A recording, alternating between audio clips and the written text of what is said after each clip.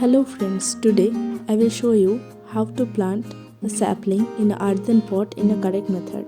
I have taken 50% normal garden soil and 50% homemade compost and mixing them well to prepare the potting mix. Once they are thoroughly mixed, now I will take the earthen pot.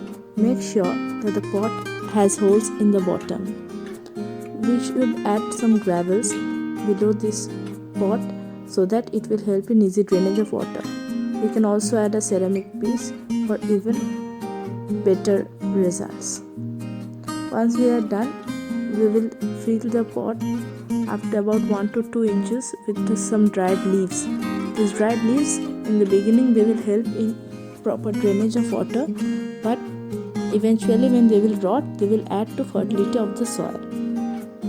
Then we will start filling the pot with the potting mix that we have prepared earlier.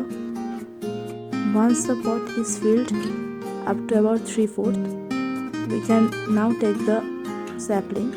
In this sapling, as you can see that the roots are well grown.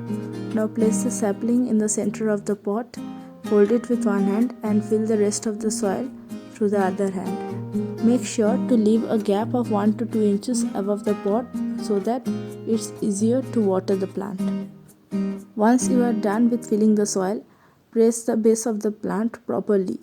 I mean the soil, because this will decrease the air spaces and will increase the survival rate of the plant, as the air spaces may encourage fungal and bacterial growth.